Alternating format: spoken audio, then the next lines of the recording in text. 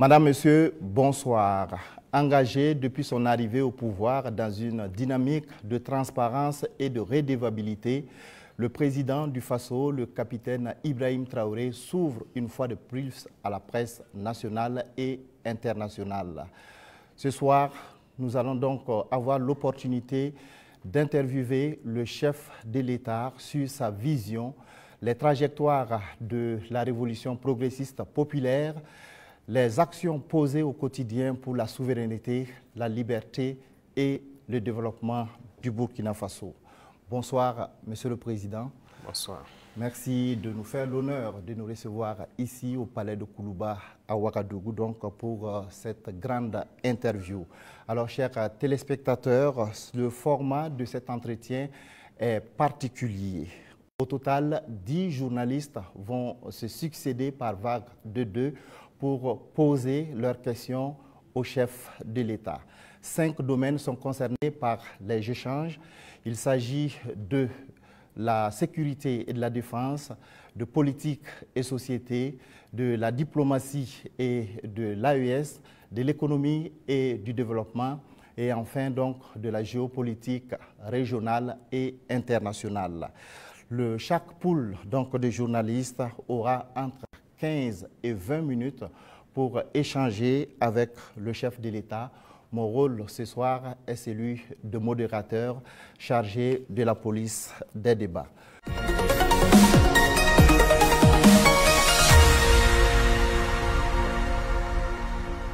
Monsieur le Président, avec votre permission, nous recevons donc le premier groupe de journalistes. Il s'agit de Hervé Dapa de la télévision BF1 et Asmao Dao de la télévision C360. Bonsoir, chers confrères. Vous Bonsoir. Disposez de 20 minutes pour vous entretenir avec le chef de l'État sur les questions relatives à la défense et à la sécurité. Bonsoir, Excellence. Bonsoir. Alors, certains de vos détracteurs vous ramènent régulièrement une phrase, et cette phrase remonte aux premiers instants de votre prise de pouvoir, quand vous disiez que si tout est mis en œuvre, 3 mois suffiraient pour tendre vers la fin de la guerre. Et ces détracteurs disent aujourd'hui que 3 ans plus tard, la guerre n'est pas totalement terminée. Monsieur le Président, ce soir, que leur répondez-vous? D'accord, merci beaucoup. Et merci à tous d'être venus pour cette interview. C'est vrai, c'est ce que nous aurons souhaité, mais les choses n'ont pas été comme on le pense. Et je dis si tout est mis en œuvre. Alors, il y a plusieurs perspectives à mettre en œuvre pour pouvoir atteindre cet objectif dans ce laps de temps. Mais tout n'a pas été mis en œuvre comme on le souhaitait. Primo, l'adversité. Alors, dès que nous sommes arrivés au pouvoir, nous aurions espéré qu'on nous laisse travailler très rapidement et pouvoir avancer. Malheureusement, certaines personnes nous ont approchés et ont voulu que nous allions dans leur sens parce que leur objectif n'était pas que la guerre finisse de sitôt. Je veux parler de certaines forces étrangères qui étaient présentes sur notre sol. On a eu des débats houleux avec des diplomates venus d'ailleurs sur la question, mais personne ne voulait qu'on aille dans le sens de finir cette guerre. Nous l'avons compris à travers les messages. S'il arrivait que des gens viennent jusqu'à nous dire qu'il faut qu'on accepte qu'ils soutiennent les terroristes et nous soutenir également, ça veut dire ce que ça veut dire, c'est une guerre entretenue. Donc nous avons très vite compris, on s'est débarrassé de toutes les forces qui étaient présentes ici, que ce soit les forces françaises, les forces américaines, et nous avons compris que la lutte sera âpre. La deuxième chose aussi était nous croyions que nous avions quand même un minimum d'armes et de munitions en stock. Aujourd'hui, je peux vous dire ce que j'ai trouvé par exemple en stock. Il y avait en tout et pour tout au Burkina Faso moins de 100 000 cartouches de Kalachnikov. Et les armes, nous avions à peine une centaine. Comment est-ce qu'on pouvait faire la guerre? Il fallait se rééquiper, redoter l'armée en effectifs, en armement et tout. Ce qui a fait que l'objectif de 3 mois, si ces conditions préalables étaient réunies, c'était bien possible. Mais il n'y avait rien. On n'était pas préparé à la guerre, tant sur le plan équipement que sur le plan effectif. Justement, Monsieur le Président, vous venez de le dire, hein, quand vous prenez le pouvoir, si on veut caricaturer, il y avait plus d'hommes que de munitions dans l'armée burkinabé. Et aujourd'hui, où en est-on avec le programme d'armement de cette armée-là Et puis, quels sont les signes qu'elle est en train progressivement de monter en puissance? Très bien, je l'ai dit, je ne peux pas dépeindre toute la situation qu'il y avait, c'était catastrophique. Et comme je l'ai dit, vous pourrez enquêter. Il y a peut-être même dans cette salle des militaires qui étaient sur le front, sans armes. Ça existait dans notre armée. Donc ce sont des situations, on croyait que c'était juste, je ne dirais pas de la mauvaise foi, mais une situation incompréhensible. Pour nous, il y avait les armes et on refusait de doter. Mais quand on a été face à la réalité, très vite, on s'est résolu à chercher d'abord, à armer l'effectif qui était là. Et là, ça a été la croix et la bannière. Parce que beaucoup de puissances ont refusé de nous vendre les armes. Et donc, on s'est tourné vers ceux qui avaient envie de nous vendre les armes. Très vite, on s'est équipé. On a recruté les VDP, on a pu payer tout ce qu'on voulait. Le processus, nous avons fait un plan d'équipement pour une montée en puissance. Et comme vous le constatez depuis maintenant 2 ans, les équipements commencent à rentrer. C'est toujours pas fini. Et ça continue de venir. Peut-être que dans quelques jours, vous verrez encore de nouveaux équipements qui seront présentés, qui sont principalement des équipements d'appui. Parce que d'abord, l'infanterie, il fallait l'équiper pour que chaque homme puisse avoir une arme en dotation. Ça, c'était un gros défi. Nous y sommes. On continue de recruter, comme vous le constatez. Chaque année, c'est entre 10 000 et 15 000 hommes qu'on recrute. Ça, c'est un effort considérable. Parce que, quoi qu'on dise, l'adversité est là. Et le volume de terroristes augmente. Parce que les impérialistes recrutent beaucoup de mercenaires qui viennent au Burkina Faso pour combattre. Donc, il faut qu'on s'adapte à la situation. Et maintenant, nous avons notre 3e phase, qui n'est plus d'acheter, mais de fabriquer nous-mêmes. Et nous sommes aussi là-dedans. Donc, c'est ça la montée en puissance. Il faut bien s'équiper, mais aussi créer une industrie de défense. Ça, c'est très important. Dans quelques mois, bien quelques années, on aura ici, nos militaires vont utiliser des armes made in Burkina. Bien sûr. Nous avons la capacité intellectuelle. Il y a de la ressource. Il suffisait juste de chercher. Et voilà. Nous sommes là-dessus. Vous serez surpris sûrement. Alors, Monsieur le Président, cette guerre, est-ce que nous pouvons la gagner? Est-ce que nous allons la gagner? Nous ne pouvons que la gagner. Qu'est-ce qu'on ferait? Soyez sûrs, nous n'irons nulle part et nous allons gagner cette guerre. Je vous ai dit que la menace mue beaucoup, mais nous nous adaptons. Et la force de l'armée burkinabé, c'est que c'est l'une des armées les plus résilientes au monde. La pression que le Burkina Faso a, et je ne pense pas que sur cette terre actuellement, il y a un pays qui a cette pression. Mais nous tenons, nos hommes se battent et nous nous adaptons constamment à la menace. Et nous comprenons d'où vient la menace, comment ça se manifeste, c'est ça le plus important. Et actuellement, je peux vous rassurer que bientôt, nous parlerons d'un albinos noir qui va apparaître. Et vous verrez. Ne me demandez pas de quoi il s'agit, je pense que vous comprendrez plus tard. La guerre va finir et très vite. Justement, pour gagner cette guerre, vous venez de le dire, il faut des armes et il faut aussi des hommes. Et surtout des hommes déterminés. La détermination, vous le savez, c'est le game changer majeur. C'est ça qui fait la différence dans toute guerre. En ce moment, au moment où on parle, quel est exactement le moral de nos troupes sur le terrain? Vous avez très bien touché le cœur du problème, la ressource humaine. Les hommes déterminés. Il ne s'agit pas juste de payer de l'équipement, il faut des hommes déterminés. Et si vous remarquez, nous sommes en train de construire une armée de qualité.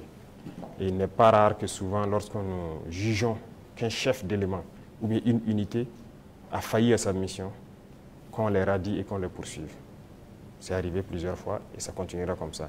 Si vous êtes engagé pour être militaire, vous devez accomplir la mission parce que la mission est sacrée pour nous. Et l'autre chose, c'est que malgré la pression, malgré les défis, les hommes continuent de se battre et ils sont très résilients. Si aujourd'hui vous attrapez un soldat burkinabé et le demandez, est-ce que vous voulez que d'autres personnes viennent se battre à votre place ou viennent vous aider? Ils vous diront jamais, ils préfèrent mourir. C'est à ce niveau que vous jaugez leur morale. Ils sont prêts, toujours prêts, malgré la situation. Peu importe la bataille qu'on perdra, on va toujours maintenir le terrain. C'est ça qui est très important dans le mental des soldats. Donc, le moral est au top. Les gens n'espéraient pas être à ce niveau d'équipement, ils y sont. Donc, ils se donnent à fond. Et moi, je ne peux que féliciter et remercier tous ceux qui se battent. C'est très important. Alors, Monsieur le Président, dans votre argumentaire, vous parlez d'une guerre qui prend différentes formes, qui mue. On se demande, on se pose toujours cette question 10 ans après, qui attaque le Burkina Faso? Ce n'est pas du terrorisme seulement. C'est une guerre pour s'accaparer de nos richesses et nous empêcher de nous développer. Je l'ai une fois développé lors d'un discours, je pense. Je disais que si nous, on arrive à exploiter convenablement notre sous-sol, à transformer ce que nous sommes en train d'exploiter ici, ce que nous produisons, il y aura un sous-emploi chez eux là-bas. C'est une bataille. Ils pillent nos richesses pour pouvoir survivre. Donc c'est une guerre d'indépendance. Il faut que nous menons cette guerre pour être totalement indépendants, décider de notre développement, de notre trajectoire. Donc c'est de ça qu'il s'agit actuellement. Monsieur le Président, vous venez de le dire, on parle de sécurité et de défense du Burkina Faso. Venons-en à votre sécurité personnelle. Vous venez de l'évoquer il y a un instant, la pression est énorme, elle est grande, le danger vient de partout. Monsieur le Président, rien qu'en 2025, il y a eu plusieurs tentatives de coup d'État qui ont été déjouées. Monsieur le Président, est-ce qu'il vous arrive parfois d'avoir peur? Merci, je pense que c'est la seule force que j'ai. Je n'ai pas peur. Parce que j'ai confiance en vous tous. Ça, c'est la première chose. Il faut avoir confiance au peuple, parce que c'est le peuple qui nous a confié cette mission. Et j'ai confiance au peuple, qu'ils comprendront. Et voilà pourquoi on n'hésite pas aussi à être devant le peuple, pour leur expliquer la situation et leur dire ce qu'il y a. Et ça permet de garder une très bonne relation. Ça, c'est la première des choses. La deuxième chose, comme je l'ai dit, il y a une mentalité qu'il fallait développer au sein même de nos forces. Ça, c'est très important. Actuellement, cette mentalité-là, les gens comprennent pourquoi ils se battent. Vous prenez, il y a quelques années de cela, plusieurs officiers sur le terrain ne savent pas pourquoi ils se battent. Mais si nous savons pourquoi nous nous battons, qui nous avons en face et pourquoi il y a cette pression, les gens comprennent mieux. Et voilà pourquoi nous avons même créé tout de suite l'Institut, l'école supérieure militaire, pour que nous puissions former nous-mêmes nos militaires et les mettre ce que nous voulons dans la tête. Retenez une chose, si vous laissez vos forces être formées par d'autres puissances, ils les mettent dans leur tête ce qu'ils veulent. Ils les endoctrinent comme ils le veulent et c'est plus facile de les manipuler. Mais ici au Burkina actuellement, c'est ce qui fait mal d'ailleurs à beaucoup de puissances impérialistes. Ils n'arrivent pas à pénétrer notre armée. Tous ces bataillons qui ont été créés, tous ces hommes qui sont là, personne n'est venu d'ailleurs les former. Nous sommes bâtis sur notre expérience terrain et nous les avons formés. J'ai personnellement participé à des entraînements de certaines forces au tout début. Donc ça, c'est déjà une deuxième force. Et l'autre force est que si vous avez une mission, un objectif pour votre pays, vous ne devez pas avoir peur. Si vous avez peur, vous hésitez. Si vous hésitez, vous compromettez. Et une fois que la compromission est là, vous êtes foutu. Vous avez tout à l'heure énuméré un certain nombre d'éléments qui font que vous êtes rassuré. J'insiste parce qu'il y a l'histoire aussi. C'est l'histoire qui nous conduit. Ces forces impérialistes, elles sont réelles. En 1961, elles ont eu la peau de Patrice Lumumba en RDC. En 1972, elles ont eu la peau de Kwame Nkrumah d'une autre manière. Et puis en 1987, elles ont eu la peau de Thomas Sankara, toujours avec des ennemis internes et parfois avec la complicité de certains voisins. Vous savez ce qu'on dit, Monsieur le Président, le premier devoir d'un révolutionnaire, c'est de rester en vie pour continuer le combat. Monsieur le Président, est-ce que vous pouvez rassurer toutes ces personnes, tous ces hommes, ces femmes d'ici et d'ailleurs qui commencent à espérer que vous allez rester en vie? Ils manipulent toujours de l'intérieur, nous sommes très bien conscients. Et aussi un devoir pour nous, c'est de participer à notre propre sécurité.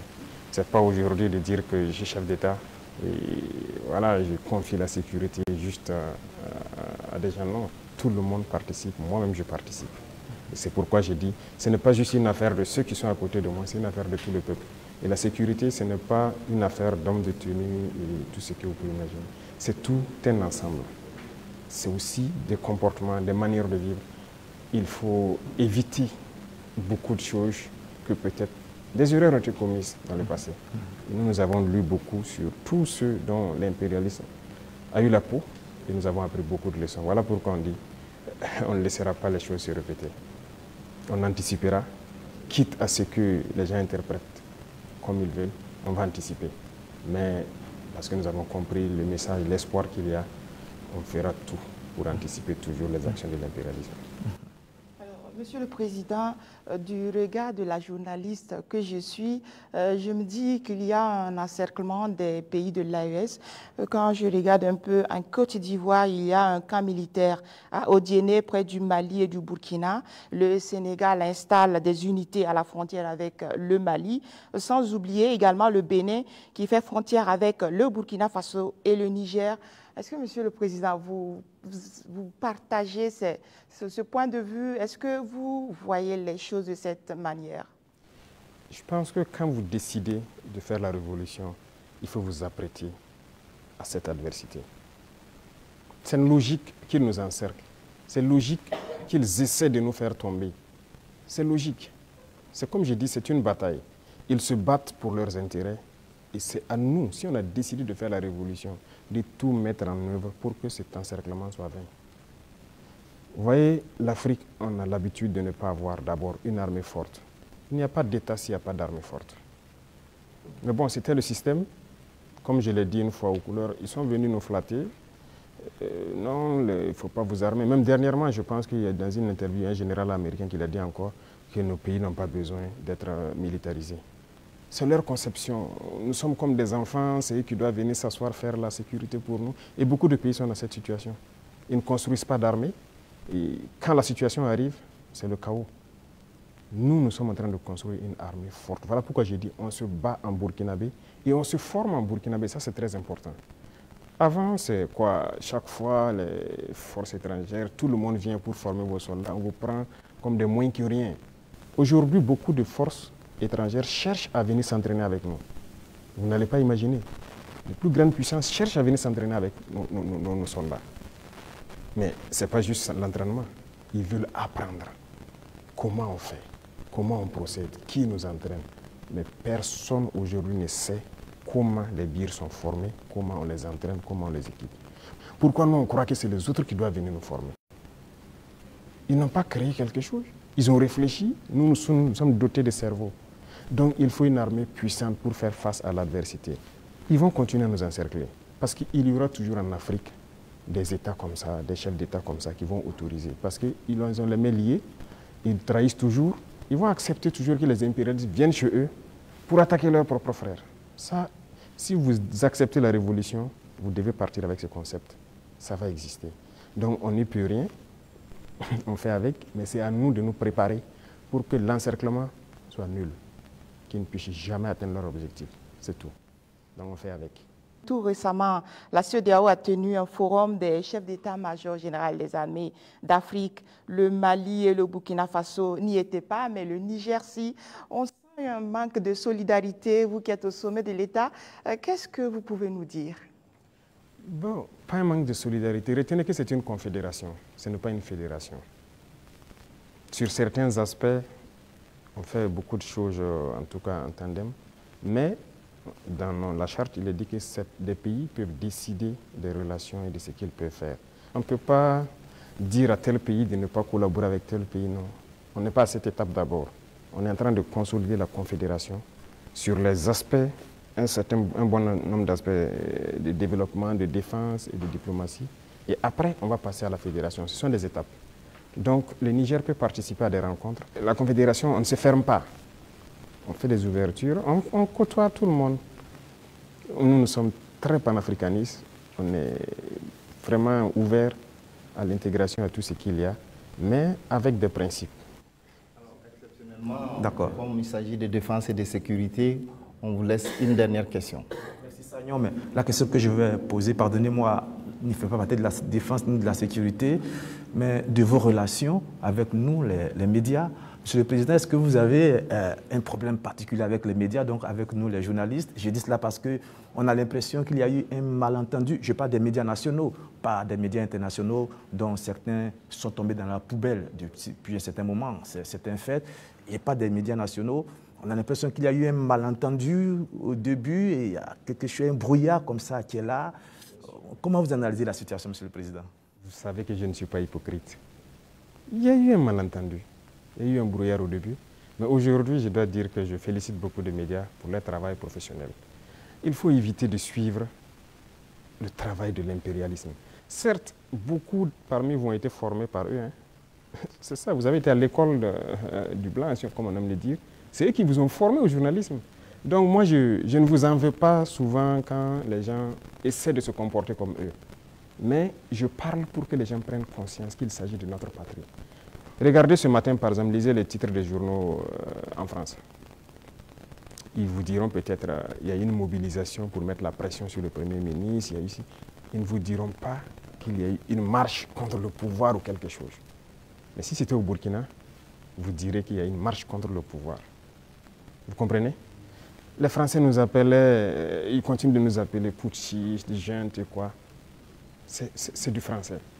Mais des journalistes nous appelaient aussi putschistes, juntes ici. Pourquoi suivre les yeux fermés? C'est de l'esclavage toujours. Moi, je veux qu'on quitte cela. Chaque État doit se battre pour ses intérêts. Les journalistes se battent pour leurs intérêts. Pourquoi nous, on ne doit pas se battre pour nos intérêts en Afrique? Donc c'est ça, ce n'est pas uniquement les journalistes. J'en viens à certains intellectuels qui sont sur des plateaux de télé en Afrique aussi. Quand ils prennent la parole, vous posez des questions, mais est-ce qu'il est africain? Ou bien, génétiquement, il n'est pas là, quoi. Il n'est pas avec nous. C'est une réalité. Un retard. Oui, il faut se décoloniser les mentalités, les manières de faire. Chacun doit se battre pour sa patrie. Vous pouvez avoir une information qui est peut-être vraie et juste, mais vous décidez de ne pas sortir l'information. Parce que ça peut porter préjudice à la défense nationale, à la sécurité, à la cohésion, et ainsi de suite. Ça, c'est une décision souveraine, parce que vous voulez préserver votre pays. Mais on ne dit pas seulement dès qu'il y a une information, il faut la sortir. Non, ce n'est pas comme ça. Et très souvent, les journalistes, comme on aime le dire, le train qui vient à l'heure, ça ne les intéresse pas. C'est le train qui est en retard. Vous le savez, Monsieur le Président, donc vous nous comprenez de temps en temps. Ah oui, mais il faut éviter ça. Moi, je veux maintenant que vous vous intéressez au train qui vient à l'heure. D'accord. Je voudrais vous laisser avec une phrase qui est la devise d'un grand club européen. C'est celle-là: notre maillot peut être tacheté de sang, de boue et de sueur, mais jamais de honte. C'est tout ce que je vous souhaite, Monsieur le Président. Merci beaucoup. Merci grandement. Nous abordons donc le volet politique et société de cet entretien et nous recevons pour cela Mathieu Somda de Radio Burkina et Colette Kombari de la télévision Impact TV.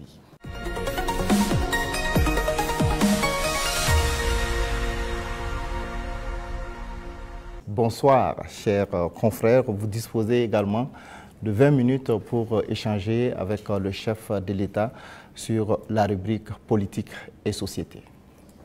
Excellence, Monsieur le Président, 30 septembre 2022, 30 septembre 2025, bientôt 3 ans de gestion du pouvoir d'État. Quel bilan d'étape faites-vous en termes de mise en œuvre de votre vision et de votre orientation politique à travers la révolution progressiste et populaire?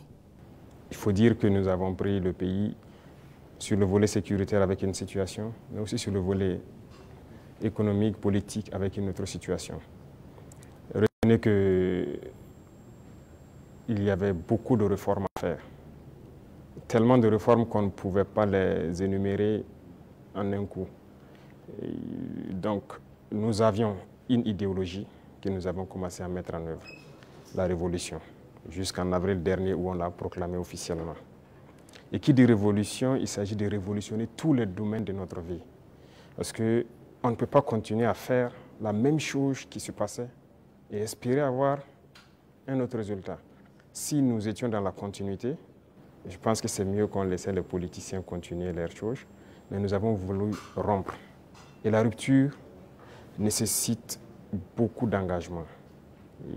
Dieu merci, le peuple a compris, les gens ont compris qu'il fallait rompre.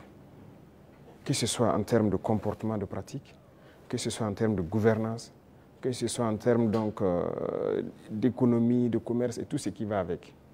Et tous les jours, je peux vous dire qu'on continue de découvrir. Parce que le système qui était en place, moi j'aime caricaturer pour dire que c'est comme un gros nœud que nous avons trouvé. Quand vous défaites un autre apparaît. Quand vous défaites un autre apparaît. Donc il y avait beaucoup de maux dans notre société que nous sommes actuellement en train de résoudre. Et Dieu merci, je peux dire que plusieurs choses ont été lancées. Et le bilan, pour moi en tout cas, c'est satisfaisant, même si je pense qu'on peut faire encore plus d'efforts. Voilà. Et si vous souhaitez, domaine par domaine, vous pourrez me poser des questions, parce qu'il y a beaucoup de choses qui ont été entamées. Excellence, la révolution populaire progressiste, il y a eu des explications certes, mais les Burkinabés veulent davantage comprendre quel est le contenu de cette révolution. Le contenu exact, comme je l'ai dit une fois, je ne le dirai pas. Si vous permettez à tout le monde de connaître les détails de ce que vous voulez faire, on peut anticiper sur votre action. Mais nous avons dépeint voilà, les gros points pour que les gens puissent comprendre où nous allons. Alors, si vous remarquez, dans le modèle même de gouvernance, la lutte contre la corruption et la bonne gouvernance, il y a d'abord l'exemple que les gouvernants doivent donner. Et comme je dis, vous ne pouvez pas être là, une catégorie de Burkinabés, parce qu'on vous a confié des postes. Vous, c'est le choix entre les bons whisky et les bons champagnes, pendant que des femmes meurent en allant chercher l'eau à la rivière, elles se noient ou quelque chose, ce n'est pas possible. Donc, il y a cette idéologie-là qu'il faut avoir pour pouvoir avoir une société de justice. Tout le monde doit pouvoir avoir accès, par exemple, à l'eau potable. Vous ne pouvez pas, vous, manger comme vous voulez, faire le choix des repas et jeter ce que vous voulez à la poubelle, pendant que d'autres ne peuvent pas avoir un seul repas. C'est ce qui nous a amené à lancer des initiatives dans l'agriculture, par exemple, parce que notre population est en majorité agricole. Mais pendant longtemps, on se rend compte qu'ils sont délaissés. Ce n'est pas nos terres qui sont pauvres, ce n'est pas qu'ils n'ont pas la capacité de travailler. Mais il fallait les donner aussi ce souffle-là, ce qui nous a amené à créer des initiatives. Aujourd'hui, je pense que le plus important pour moi, lorsque vous rentrez dans les campagnes et que vous posez des questions aux cultivateurs, ils peuvent vous dire que franchement, voilà, ils se sentent bien maintenant.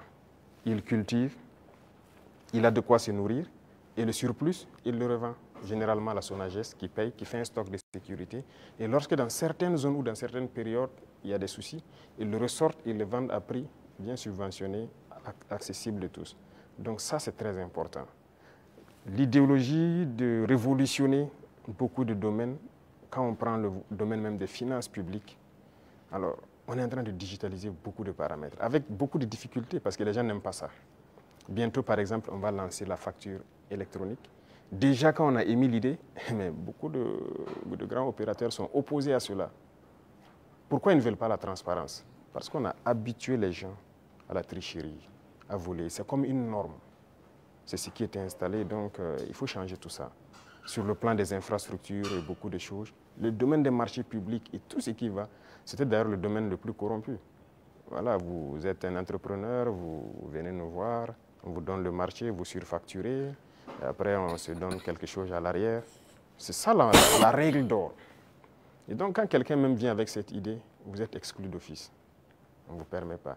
Et si on laissait continuer dans cela, je ne pense pas qu'on puisse s'en sortir. On ne pourrait pas payer des armes, parce que, comme je l'ai dit, si vous ne faites pas des économies d'échelle, vous ne pouvez pas vous équiper. Vous ne trouverez pas une seule banque dans le monde où vous partirez prendre un prêt pour payer des armes. Ça n'existe pas. C'est avec vos fonds propres que vous pouvez vous équiper. En tout cas, nous, on n'a pas eu cette occasion. Et si quelqu'un en connaît, peut-être qu'on est preneur. Et tout ce qu'on est en train d'acquérir, je vous ai dit une fois le montant, ce sont des milliards de dollars. Hein.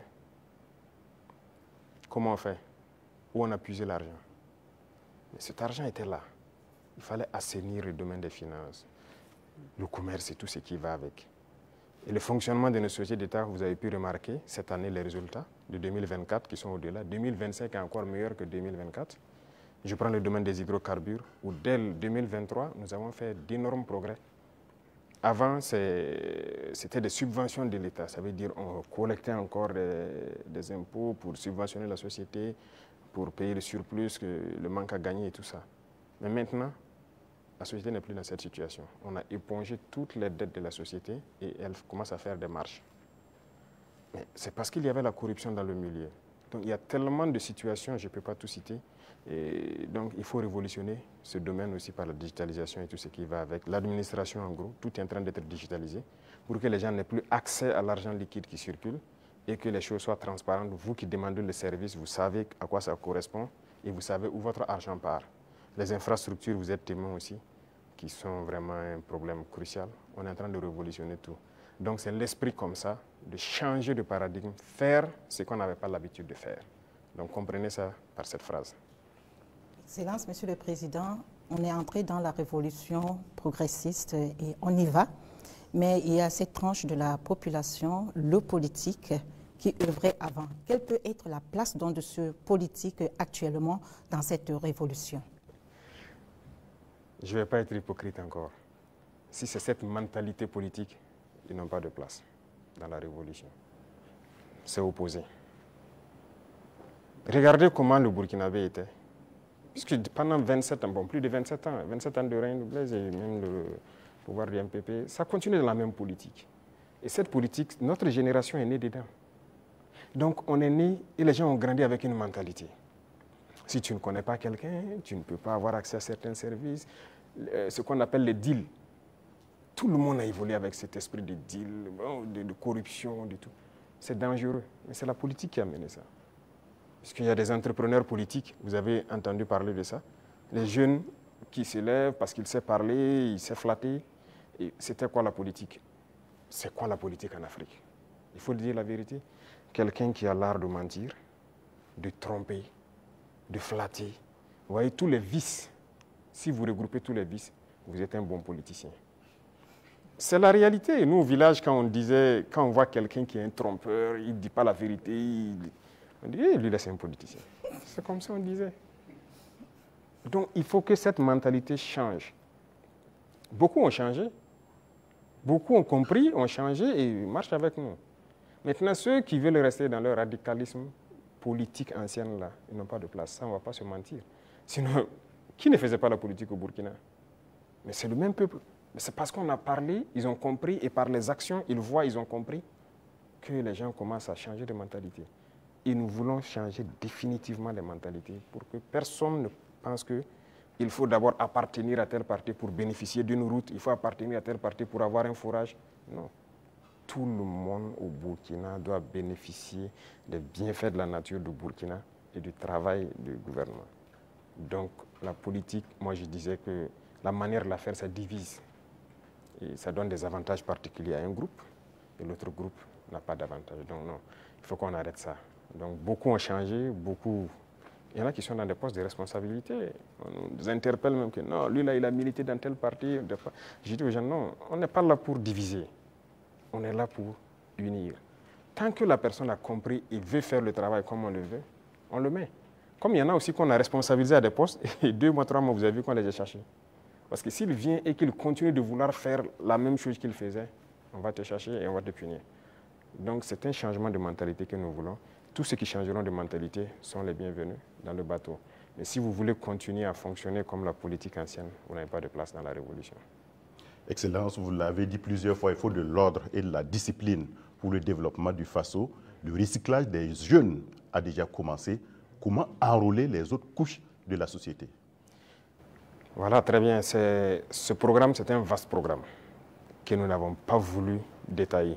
Mais j'en ai parlé une fois lors d'un de mes entretiens, qu'il y a un vaste programme en cours. Il faut commencer...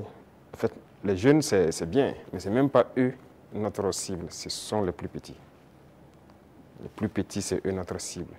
Après la mort de Sankara, vous avez suivi, on a cherché tous les travailleurs des garderies. Certains même sont décédés, malheureusement. Mais les garderies se sont fermées. C'est le privé peut-être qui se débrouille, qui ouvre quelques maternelles et tout. Et bon, l'école est devenue autre chose. Vous savez, si vous voulez une société qui va être combative et compétitive demain, il faut miser sur les enfants. Aujourd'hui, moi j'ai séparé les 2 ministères pour que le ministère de l'enseignement de base prenne en compte ce volet. Vous voyez, on a lancé dans le concours normaux beaucoup de recrutement pour l'encadrement de la petite enfance. Mais on vient de lancer encore de manière exceptionnelle ceux qui ont déjà été formés, qu'on veut recruter pour que cette année, on commence un certain programme. C'est eux la cible. Et on va y arriver. Nous avons un programme pour qu'on puisse commencer une certaine éducation patriotique, civique au niveau des plus petits. Et une fois que c'est ancré là-bas, nous avons de bons citoyens demain. La jeunesse aussi, on le fait avec. Les bacheliers, on les a fait rentrer en immersion. Ils avaient peur au début, mais je pense qu'ils ont compris beaucoup de choses. Ils doivent être plus solidaires, humbles. Ils doivent comprendre le Burkina. Parce que quelqu'un qui est né, excusez-moi, à Ouaga 2000 ici, qui est dans... Voilà, il dort dans le lit qu'il veut, il se plaint même que le matelas n'est pas bien. Le matin, il a le choix du petit déjeuner, ce qu'il veut. À l'immersion, il dort par terre, sur la natte. Il comprendra qu'il y a d'autres Burkinabés qui dorment par terre. À l'immersion, il n'a pas le choix du petit déjeuner. S'il y en a, il y en a. S'il n'y en a pas, il mange ce que les autres mangent. Déjà, dans sa tête, il comprend qu'il y a deux faces du Burkina Faso. Et j'ai dit à l'immersion de les priver. Il y a des jours où ils auront 2 repas, des jours 1 repas et des jours sans repas. J'espère qu'ils l'ont fait. C'est pour qu'ils comprennent la vie. On est jeunes, mais si on a atteint cet âge et qu'on n'a pas compris qu'il y a plusieurs types de Burkinabés, c'est dangereux. Il faut que les jeunes comprennent qu'il y en a qui n'arrivent même pas à s'offrir un repas. Et quand lui va dormir avec la faim, toute une journée il n'a pas mangé, vous croyez que si demain on le confie une responsabilité, il va toujours avoir en tête, ah, si moi je dilapide l'argent et qu'il y en a qui n'ont pas à manger, c'est la conscience qui va le gronder. Donc ce sont des épreuves qu'on les fait faire. C'était 45 jours que j'avais programmé, mais à cause des inscriptions, j'ai dit de faire 30 jours. Mais les prochaines échéances, j'espère qu'on ira à 45 jours. Donc les futurs bacheliers et brevetés doivent se préparer à affronter ça. Et le programme va continuer à s'enrichir, c'était la première expérience. Mais nous espérons pouvoir changer, même les jeunes, leur mentalité. Excellence, en Conseil des ministres, la décision de réformer la loi agraire et foncière, le statut des chefs coutumiers et traditionnels avait été adopté. Quelles sont les motivations? La réforme agraire était nécessaire. Vous savez combien de conflits sont nés dans cette question des terres? Il y a des villages qui se sont machetés, des familles se sont divisées à cause de la question des terres. Il faut que l'État prenne ses responsabilités. Mais si vous hésitez, parce que vous avez peur de déclarer ça, que des gens vont se sentir frustrés ou pas, c'est pourquoi la révolution est la bienvenue. Il faut décider à un moment donné d'arrêter tout ça. Il y avait combien de promoteurs immobiliers au Burkina en 2010? Je ne pense pas, ça ne vaut pas une vingtaine. Subitement, en 2015, on en a plus de 200. Ils ont payé les terres partout, ils partitionnent, ils vendent, ils revendent, ils ont pillé les terres et c'est dangereux. Actuellement, nous avons une application C4 qu'on vient de lancer, on est en train de réenregistrer, mais ce qui se passe est terrible. Même les parcelles dans les villes, les gens vendent et revendent à plusieurs personnes parce que ce n'était pas digitalisé. C'est un gros registre. Vous pensez que quelqu'un peut fouiller des registres, voici le numéro de la parcelle appartient à telle personne, donc toi tu es allé acheter, c'est pas... Donc il y a beaucoup de doublons et ça crée des conflits. Et pendant que ces politiciens-là faisaient ça, ils sont là dans des conférences, des trucs, que cohésion sociale. Vous ne pouvez pas faire de cohésion sociale en divisant les gens sur la terre. Voilà pourquoi on a décidé de prendre nos responsabilités, d'arrêter ce massacre-là. Et voilà, la terre appartient à l'État. Et désormais, on fera tout pour équilibrer au maximum voilà, la situation et que les gens ne se sentent pas lésés. Pour la chefferie coutumière, c'est pareil. Cette loi est là il y a longtemps. Hein. Il y a très longtemps, selon ce qu'on m'a dit, mais personne ne veut. Mais nous, nous avons décidé de mettre la main à la pâte, regarder, parce que la chefferie coutumière, pour moi, ils doivent être respectés, ils doivent être écoutés, ils doivent être ceux-là qui travaillent pour la cohésion sociale. Quand ils parlent, quand il y a un conflit, il y a une situation conflictuelle, ils doivent parler, pouvoir rassembler et que leur voix doit porter. Donc il y a un certain nombre de privilèges, si je peux dire, qu'on a mis autour, des symboles de la nation qu'on a mis autour pour que les gens les respectent. Qu'on le veuille ou pas, on les respecte et qu'eux-mêmes, ils imposent le respect. Parce que dernièrement, les politiciens les avaient détournés. Beaucoup, aujourd'hui, voilà, regrettaient avoir marché aux côtés des politiciens. Il y a des villages où les gens sont divisés, les gens ne respectent plus les chefs. Mais avec cette loi, en tout cas, qu'on a amenée à la LT, nous avons essayé d'élaguer beaucoup de choses pour que leur respect dans la société puisse être réinstauré. Et ça, c'est très important. Excellence, la lutte contre le terrorisme affecte notre tissu social avec des soupçons d'exaction communautaire. Le vivre ensemble est menacé par endroits. Comment amener les Burkinabés à renouer avec les valeurs cardinales telles que la solidarité, le civisme et la cohésion sociale? Je pense que ces valeurs sont en train de revenir toutes seules. Au contraire, la guerre a forgé aussi à ce que les gens comprennent beaucoup de choses et les gens commencent plus à s'unir. Vous savez, les inégalités sociales créent plus de problèmes de cohésion sociale que le terrorisme. Il y avait trop d'inégalités sociales. Je disais à certains, je dis, écoutez, vous avez mangé à votre faim, vous allez vous asseoir comment avec elle qui n'a rien mangé pour parler de cohésion sociale. Ce n'est pas possible. C'est la même situation que je vous ai pris tout de suite. Il faut essayer au maximum de mettre les gens à un certain niveau. Tant qu'il y a la richesse, que ce soit bien réparti. Ça, c'est le premier pas. Les cas d'exaction et tout ce qu'il y a, il faut faire attention. Il y a beaucoup de gens qui ont donné des allégations. C'est dernièrement, quand on a vu le cas à Solenzo, ils ont sorti des images, parlé. On n'a rien dit, on s'est calmé. Quand ils ont fini de chanter, on a montré les civils qu'ils disaient que les forces ont tués ont été transportés jusqu'à Ouagadougou ici, mis en sécurité. Ah, si on les a tués, pourquoi ils sont à Ouagadougou? Comment ils se retrouvent à Ouagadougou?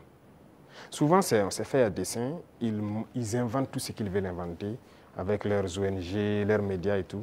Mais on laisse, quand ils finissent, on montre la vérité. Voilà. Les terroristes ont pris des civils comme boucliers humains, certes, mais les forces ont pu faire la distinction. Et après le combat, ils ont rassemblé les civils à Solenzo. On a dépêché les moyens nécessaires pour les transporter, venir. Et ils ont été présentés devant tout le monde. Ce sont des centaines de civils. Ils ont témoigné. Donc, il faut qu'on fasse attention aux récits de certaines personnes qui veulent juste développer des thèses. Et leur objectif, c'est de nous diviser. Mais nous, on ne doit pas tomber dans ce piège-là. Voilà. Excellence, on a constaté cette année une reprise du dialogue social entre le gouvernement et les syndicats après plusieurs années d'interruption. Quel message donc renvoie votre gouvernement avec ses partenaires sociaux quand on sait que la situation était tendue entre le gouvernement et les syndicats? Comme c'était tendu entre le gouvernement et les journalistes. Il faut que chacun comprenne qu'il faut se battre pour sa patrie. Nous avons fait comprendre aux gens. Vous savez, moi j'ai parlé avec les responsables syndicaux. Je les ai réunis ici, je les ai parlé à un moment donné de notre histoire. Mais j'ai été déçu après. Donc je les ai dit, soit vous êtes burkinabé ou vous n'êtes pas burkinabé. Donc le bras de fer s'est enclenché. Mais après on a décidé de les revoir parce qu'on suppose qu'ils ont compris le message. Et même ça, je ne vais pas mentir, quand ils sont venus, ils ont voulu encore comprendre et sortir certains comportements, les effets comprendre, ça ne marche pas. Le pays est en guerre, il faut tout faire pour le pays. Ce syndicalisme importé là, ce n'est pas du syndicalisme ça. Il y en a même qui se vantent d'avoir participé à la chute de Sankara. Et c'est eux qui ont tout commencé, ainsi de suite. Vous croyez que c'est bien ça? Les Occidentaux vous manipulent et vous continuez à agir comme eux ils veulent. Ça, ce n'est pas du syndicalisme. Un syndicaliste se bat pour les intérêts des travailleurs. Mais la plupart du temps, ce que les responsables même veulent, c'est venir manger avec le pouvoir. Et les gens se taisent. Non. Écoutez, nous, on a beaucoup de dossiers sur beaucoup de personnes, pas seulement les syndicalistes. Hein. Dans la société, on a beaucoup de dossiers. Les gens qui nous ont approchés au début, qui ont voulu des avantages, qui ont voulu quoi, qu'on a refusé, qui s'y retournent, qui sortent, qui parlent. On a leur dossier. Donc, syndicalisme sain, il y a beaucoup d'actes que l'on a posés. On n'a pas attendu que les gens sortent dans la rue pour marcher, pour le poser. Quand j'ai parlé des travailleurs des garderies, là, ce n'est pas quelqu'un qui est venu nous dire qu'il y a des travailleurs qui avaient été cherchés, il faut les remettre dans leurs droits. On a vu un dossier et qu'on a trouvé qu'il faut les remettre dans leurs droits. On a dit au ministre des Finances, trouve l'argent nécessaire pour régler. Les gens de la mairie, des gens, la brigade verte là, ceux qui travaillent, mais ils avaient combien de mois d'arriérés? C'est pour ces intérêts-là, ces gens-là qui n'ont pas de travail, pour que les gens ne se battaient pas pour ça avant. Mais on n'est pas venu vers nous pour nous dire. Moi, les femmes balaient devant chez moi, c'est un de mes hommes qui est sorti une fois, ils ont dit, ah, ça fait des mois, ainsi de suite, leur travail. Je me suis renseigné, on m'a dit, c'est vrai. J'ai dit de les payer. Il faut rattraper tout ce qu'elles ont raté. Il y en a qui avaient des dizaines de mois d'arriérés de salaire. On a sorti le dossier et on a décidé de rattraper tout ça. Donc, il faut qu'on fasse du syndicalisme sain. S'il y a un problème, qu'on nous approche et qu'on nous explique. Si on peut résoudre, on vous dira on peut le faire. Si on ne peut pas, on vous dit bon, pour l'instant on ne peut pas, mais on pourra le faire dans tant de temps. Mais il y a un problème, on rassemble les médias, on parle comme on veut. Ah, j'espère qu'ils trouveront la solution avec vous. Sinon, si après ça, vous ne venez plus vers nous. Moi, je veux qu'on travaille en africain. Quand il y a un problème dans la maison, on s'assoit, on parle. Et nous, on se doit d'être véridique. Ce qu'on peut faire, on doit dire clairement, on peut faire ça. Ce qu'on ne peut pas faire, on vous dira aussi on ne peut pas. Maintenant, si vous ne voulez pas, chacun fait ce qu'il peut faire. Mais il faut qu'on soit responsable. Il n'y a pas de problème qui ne puisse pas se résoudre. Et comme je dis, toujours agir avec en tête l'intérêt de la patrie. Ça, c'est très important. Donc, on a repris le dialogue comme on reprend avec tout le monde. On n'a pas rompu le dialogue avec qui que ce soit. Tout le monde est la bienvenue. Merci, chers confrères. Le temps imparti donc à cette rubrique est arrivé à échéance et même largement dépassé. Nous disons merci donc pour cette série de questions consacrées au volet politique et société.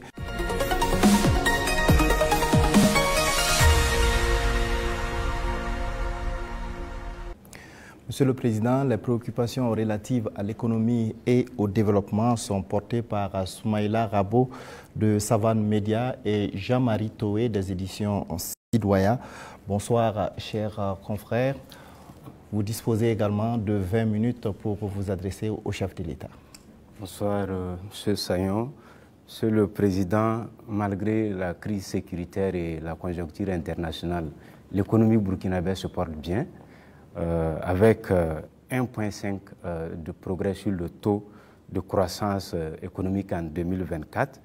On sait que l'amélioration de la situation sécuritaire y est pour beaucoup, mais aussi l'agriculture et le secteur des services. Qu'est-ce qui est fait par le gouvernement dans l'immédiat pour permettre à l'économie nationale de continuer sur cette lancée? D'accord, merci. Je vois que ce sont des chiffres macroéconomiques. Et nous sommes au courant et on fait le point constamment avec le ministre des Finances. Il y a des efforts qui sont faits. C'est vrai qu'il y a des zones qui ont été sécurisées qui nous permettent de produire. Et donc la production agricole a beaucoup grimpé, ce qui permet une transformation au niveau des petites unités que nous avons, mais aussi de l'exportation pour les excédents de certains produits. Donc ça contribue beaucoup à la balance commerciale. Il y a aussi la question même de l'exploitation minière. Donc il y a un certain nombre de mines qui avaient arrêté l'exploitation, si vous vous souvenez, d'autres en 2020, d'autres en 2018 même, mais qui ont repris aussi. Et tout ça, ça contribue donc à cette croissance-là. Et nous poursuivons dans ce sens. Et actuellement, si vous voyez par exemple le secteur minier, la tendance du gouvernement, c'est d'exploiter notre or nous-mêmes. Donc il y a des mines qu'on vient de reprendre le contrôle, et on continuera à reprendre le contrôle petit à petit, ou à co-exploiter avec les sociétés qui sont déjà là. Parce que la règle, c'était quoi? Quelqu'un vient, il prend le permis, il l'exploite, 10% au gouvernement et le reste, c'est pour lui. Et d'ailleurs, 10%, on n'a pas de contrôle. Donc tout ça, actuellement, on est en train de reprendre le contrôle vraiment pour s'assurer qu'est-ce qu'il sort de notre sous-sol et prendre aussi une part importante. Donc tout ça contribue donc à la croissance économique, vu aussi les initiatives qu'on a lancées dans le domaine agricole. Beaucoup d'autres spéculations ont été donc financées et ça permet en tout cas une bonne croissance. Mais pour moi, le plus important, c'est quand souvent le ministre des Finances apporte les chiffres. Je dis, bon, c'est très bien, mais j'envoie quelqu'un, va au marché, tu vois, ce qu'on appelle Anampa Moré. Ça coûte combien une boîte de maïs, ça coûte combien une boîte de mil. Et va aussi dans tel, je prends les informations. Si le coût a baissé, on sait qu'il y a un impact sur la population. C'est ça qui est le plus important. Donc ce travail, on le fait constamment et les services de renseignement même sont mis à contribution pour qu'on ne dise pas un chiffre macroéconomique qui a une croissance de voilà, 1,5, mais qu'il n'y ait pas d'impact au niveau donc, des couches vulnérables surtout.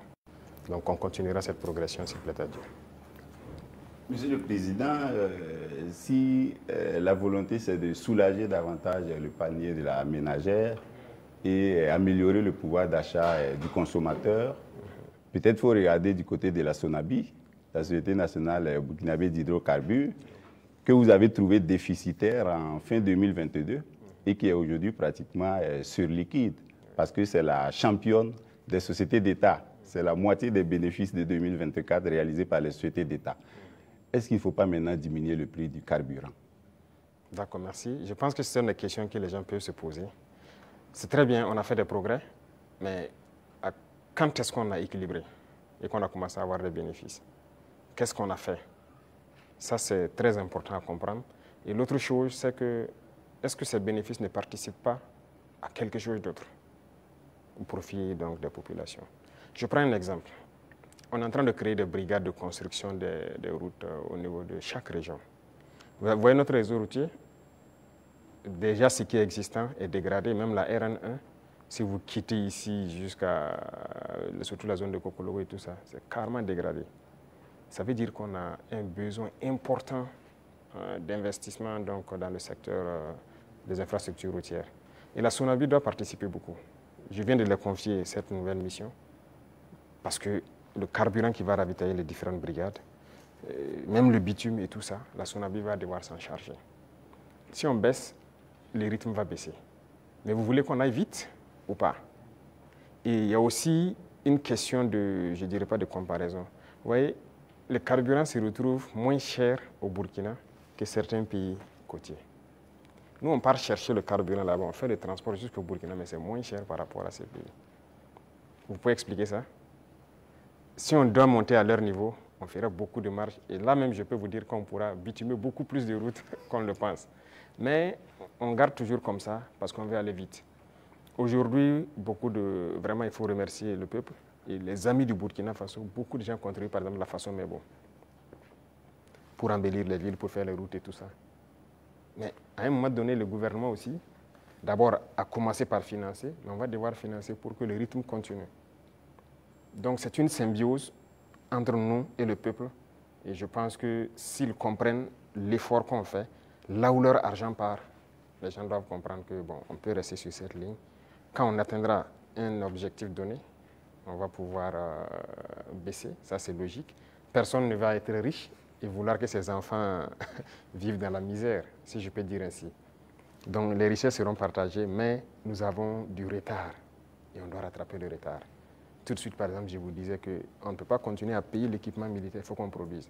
Et pour produire, vous avez besoin de construire des usines. Vous n'irez pas quelque part demander un prêt pour construire une usine de ce genre ou quoi. Non, personne ne va vous donner ça.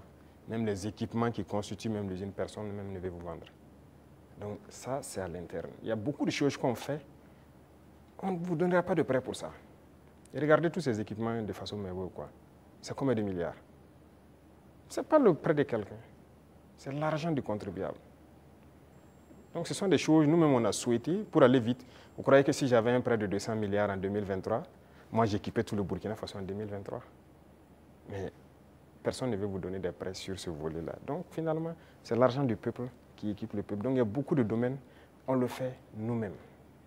Et donc ça a besoin d'un minimum de sacrifices. Quand on va atteindre le niveau, ne soyez pas surpris. Dès qu'on se sentira que, voilà, on peut le faire, on va le faire. Alors, Excellence, dans le secteur des infrastructures, avec l'ONBA, Faso Mebo, tout comme dans les industries avec Faso Kosam, les usines de tomates, la SM Sosiko, les mines, l'État est de plus en plus présent. Est-ce que l'État n'est pas en train de se substituer au privé? Ah, ça c'est une très bonne question. Alors, il faut faire un choix. Ça, c'est une chose. Et l'autre chose, il ne faut pas voir ça comme ça. Le privé a toujours des domaines d'activité. Mais il faut avoir cette capacité de s'adapter. Il y a des choses qui doivent revenir à l'État. Mais c'était donné au privé. Pourquoi? Bon, nous, on n'a pas d'élection à financer, on n'a pas de compte à ouvrir ailleurs pour sécuriser quoi que ce soit. Ça ne nous intéresse pas tout ça. Donc, ça fait que nos rapports avec le privé sont de plus en plus sains. Chacun fait ce qu'il doit faire, paye ses impôts qu'il doit payer. Et nous les disons chaque fois de s'adapter. Quand on prend le secteur minier, moi j'ai rassemblé les opérateurs, je les ai dit, investissez dans les mines. Beaucoup n'ont pas compris. Il y a un en tout cas qui a commencé à investir. Et je pense que dernièrement, je l'ai reçu, on a dit que moi je l'ai ouvert les yeux, qu'il ne savait pas qu'il y avait l'argent là-bas. Pour lui, c'est l'import-export. Il dit l'import-export, vous ne faites que sortir nos devises. Et le peuple ne travaille pas. Ça, c'est un exemple. Donc, il est en train de se muter un peu. Moi, le ministre de l'Agriculture, vous vous souvenez, il a fait des sessions à Bobo, il a rassemblé les opérateurs économiques quand on voulait lancer les Bagré Pôles et tout ça, la relance de l'activité, l'offensive. Mais je peux vous dire aujourd'hui, personne n'a investi. J'ai dit d'accord, j'ai fait faire le point de bilan de l'offensive, puisque nous sommes en 2025, au ministre, et la part que le privé devait prendre pour investir dans nos pôles de croissance, je lui ai demandé quels sont les privés qui ont pu investir dans la terre et tout ça. Il dit personne. C'est ceux qui étaient déjà dedans, les producteurs de semences, ces trucs, qu'on a d'ailleurs encouragé, les coopératives, c'est eux qui ont continué. Mais les grands opérateurs, je leur dis, oui, il ne va personne. Je dis, d'accord, très bien. Ne soyez pas surpris que demain, je dise, personne ne prendra de l'argent pour amener à l'extérieur pour payer du riz venir. Vous investissez pour cultiver le riz. Il faut savoir muter. Il faut savoir s'adapter à l'idéologie de ceux qui dirigent. Donc le secteur privé aura toujours quelque chose à faire. Mais il faut s'adapter au contexte. Parce que si on laisse tout aux mains du privé, il n'y aura pas de pays. C'est ce qui était déjà là. Quand on prend le CCVA, lequel d'entre vous n'a pas de véhicule qu'on contrôle? Vous osez prendre votre véhicule rouler sans visite contrôle technique? La police va vous arrêter. La police, c'est qui? C'est le peuple qui paye, c'est ceux qui sont mandatés pour faire cette police par le peuple. Si la police doit contrôler des véhicules pour vous obliger à prendre la visite technique, et cette structure appartient à un privé, a été privatisée.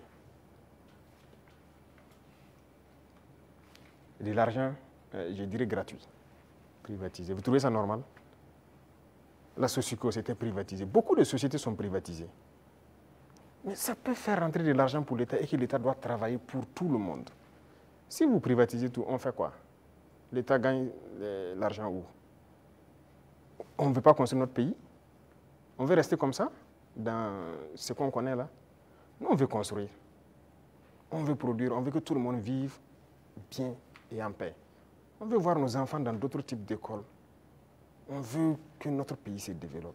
Et pour ça, l'État doit être responsable et prendre ses responsabilités dans certains domaines. Même le secteur des mines, on est en train de racheter. Les deux premiers mines qu'on a décidé de racheter, ce n'est pas qu'on a retiré, on a racheté. Et vous avez suivi, c'est près de 100 milliards. Mais c'est l'État qui a payé pour racheter ces mines. Et c'est nous exploitons maintenant. Et on fera comme ça.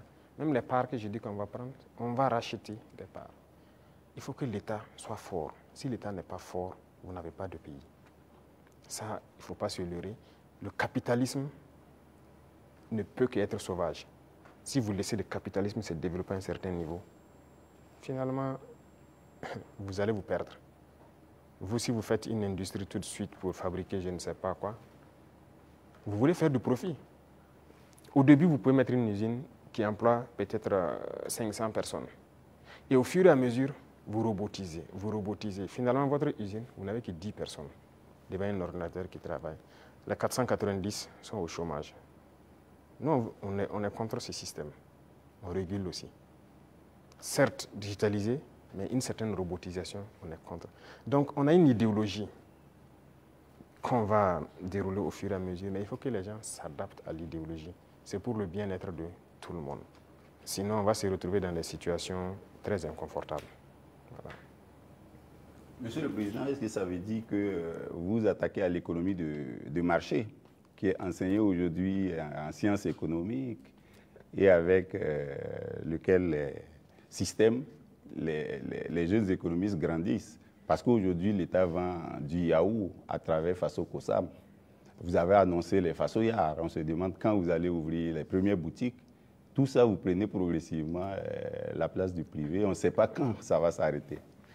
D'abord, j'ai dit au ministre de l'Enseignement supérieur de me changer. D'abord, la carte universitaire a changé, mais les curricula de changer tout.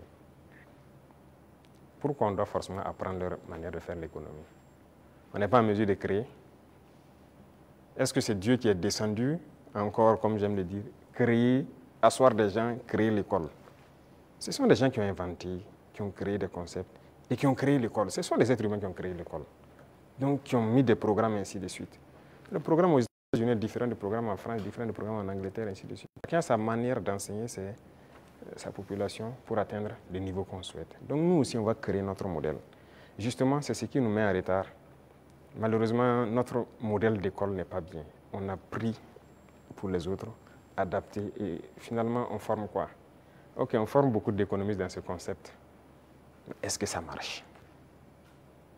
Est-ce que ça marche? Ok, nous, on est en train de changer de système. Est-ce qu'on fait des progrès ou pas? C'est là la question. C'est toute la question comme ça. Il a parlé de l'ONBA, de trucs. Il y a des barrages qui étaient endommagés depuis des décennies, ensablés ou quoi. Cette saison, l'eau est dedans. C'est par notre système qu'on est arrivé à remettre en œuvre ces barrages-là. Les populations vont produire, pendant la saison pluvieuse, vont produire toute l'année et ils sont bien contents. Et ils ont de l'eau potable aussi à travers l'ONEA par ces barrages-là pour boire. Et on va continuer comme ça. Est-ce qu'on fait ça ou bien on s'assoit, on dit non, tout doit être pour le privé?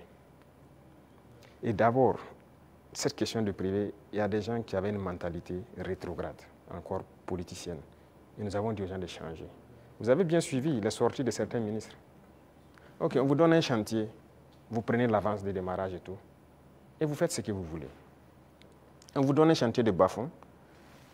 Dans le contrat, vous devez finir en mai pour que les paysans puissent accéder au bas-fond et puis cultiver. Vous prenez votre avance et vous vous baladez, vous faites ce que vous voulez. En avril, on passe, on regarde, vous n'avez rien fait. Vous dites non, non, non, vous partez à votre rythme, c'est comme ça. On vous contraint, vous finissez le bas-fond. Il y en a qui travaillent, il y en a même qui travaillent de nuit jusqu'à aujourd'hui pour atteindre les objectifs. Pas qu'ils ne peuvent pas, mais c'est une mentalité. Et tant que le privé aura cette mentalité, ça ne va pas marcher. Moi, je vous ai dit qu'on a près de 1000 ans de retard même. Il faut rattraper. On est dans les années 1000, à la rigueur 1800. Il faut rattraper le retard, mais on ne peut pas continuer avec cette mentalité. Donc, on invite les gens à changer et à s'adapter. Vous parlez des yaourts, par exemple. Est-ce que le marché est saturé? Non. On importe.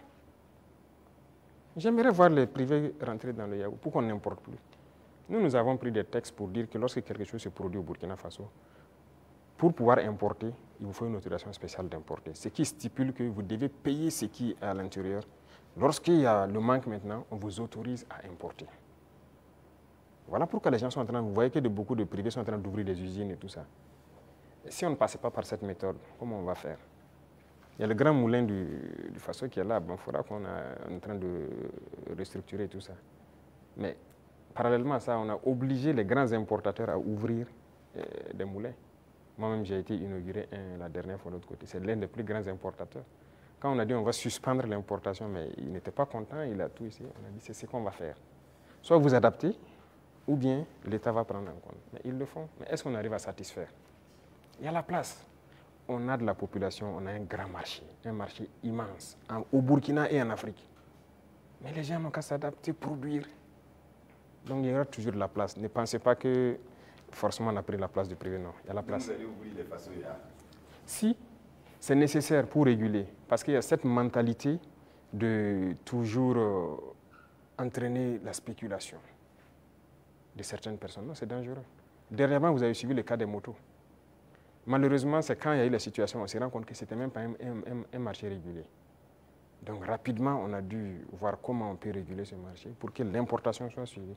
Comment quelqu'un part importer des motos et il vous dit qu'il n'a pas de facture d'achat? Puisque le ministère a besoin de la facture d'achat pour voir tout ce que vous avez payé comme douane et quoi, et vous fixez une marge à ne pas dépasser. Il dit qu'il n'a pas de facture. Donc il part payer, il vient, il fixe le prix qu'il veut et il revend aux populations. Donc lui, il s'enrichit. Et les autres s'appauvrissent. Et généralement, quand les gens s'enrichissent, qu'est-ce qu'ils font? S'ils buvaient la braquina ici, ils ne boivent plus la braquina, c'est le champagne qu'ils cherchent. C'est l'argent qui sort. S'ils roulaient sur peut-être, je dirais, une petite cylindrée, ils cherchent maintenant une V8. Le carburant qui est subventionné par l'État, c'est ça, c'est l'argent qui sort. Donc il faut qu'on réfléchisse à l'économie. Qu'est-ce qu'on fait? Il ne faut pas laisser sortir des devises. Vous dites que vous voulez la monnaie et vous voulez continuer pour qu'on se comporte comme ça. On ne peut pas se comporter comme ça. Voilà pourquoi l'État est en train de reprendre le contrôle. Si demain, les gens s'entendent, on nous a fait des chantages. Hein. Quand on a essayé de régler un peu à la douane, il y en a qui nous ont dit que si on fait comme ça, il y aura pénurie de riz. J'ai dit, OK, faites la pénurie de riz, vous verrez ce que nous on va faire. Et si demain, des gens veulent s'entendre pour faire pénurie de riz, c'est nécessaire que l'État prenne en compte l'importation de riz. On est prêt à tout. Il faut que les gens changent de mentalité.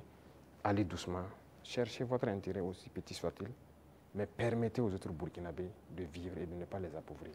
Monsieur le Président, on vous a vu à Lumbila auprès des femmes agricultrices, les accompagner, les soutenir. Mais au-delà de ça, qu'est-ce que vous faites pour donner davantage d'opportunités de gagner des revenus aux femmes du Burkina qui alimentent la petite économie dans les quartiers, dans les villages? Oui. Très bien. Et ça, c'est l'un des points les plus importants. Et j'ai dit même au ministère, Armstrong de l'Action humanitaire qui s'occupe des questions des femmes, de recentrer l'action, au lieu qu'on soit dans l'assistanat, de recentrer l'action sur la création d'emplois et des petites entreprises. Les femmes ont des qualités. Regardez la transformation à petite échelle de nos produits de consommation. Les femmes peuvent le faire très bien. Elles sont beaucoup plus patientes que les hommes, hein, et elles savent bien faire certaines choses que les hommes. Il faut encourager à ce qu'elles le fassent. Moi, je suis passé à Tenkodogo le 8 mars, j'ai vu les femmes qui ont fait du couscous préfet, qui est bien pour les forces, le savon liquide qu'elles font et tout ça. J'ai donné des instructions pour qu'on paye le savon liquide de toutes ces femmes qui ont été formées et qui se débrouillent pour faire le savon liquide dans nos administrations. Parce que tout ce qui est là, c'est importé, même chez vous, dans vos bureaux. Tous les savons liquides importés, n'est-ce pas? C'est pas normal, pendant que nos mamans fabriquent ça. Et quand j'ai dit de le faire en temps, on m'a revenu que non, elles n'ont pas de structure formalisée. J'ai dit, je ne veux rien comprendre. Trouvez la formule, c'est leur savon, vous payez et vous amenez. Que question d'emballage ou quoi. Même si moi, vous m'amenez dans mon bureau avec les bidons recyclés des eaux de boisson, là, je vais utiliser. Ce n'est pas grave. En attendant qu'on ait ce qu'on... Pourquoi on veut le luxe? Acceptons nos réalités, transformons ce dont on a besoin et consommons ça. Et on va évoluer au fur et à mesure. Une dame qui peut se transformer du savon à petite échelle, si on l'accompagne en lui donnant des marchés trucs, demain, elle peut avoir une grande entreprise qui produit et qui exporte.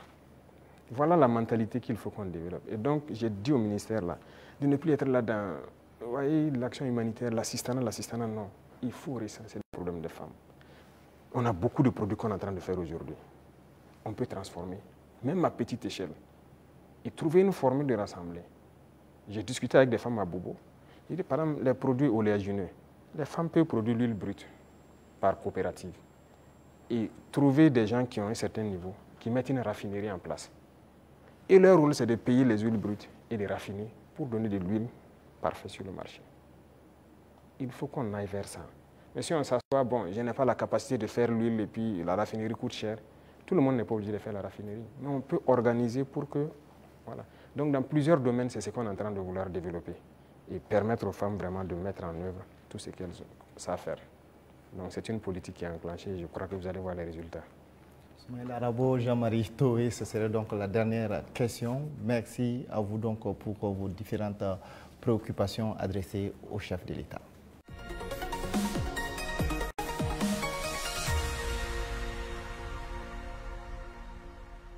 Excellence, nous accueillons à présent Sekou Tangara de la télévision Africable et Abdou Zouré de Faso 7.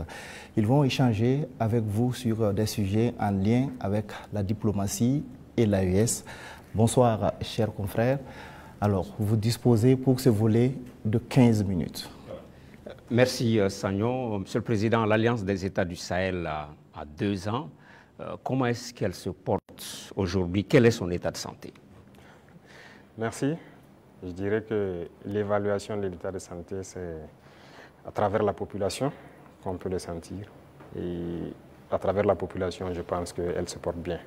Parce que l'AES n'appartient pas aux dirigeants, l'AES appartient au peuple. Et les peuples ont adhéré. Ça fait que c'est exceptionnel ce qui se passe. L'AES a pu unir, rapprocher les peuples et c'est ça le plus important. Donc on rend grâce à Dieu. C'est un enfant de 2 ans. On a l'impression que la tête est là, les pieds aussi.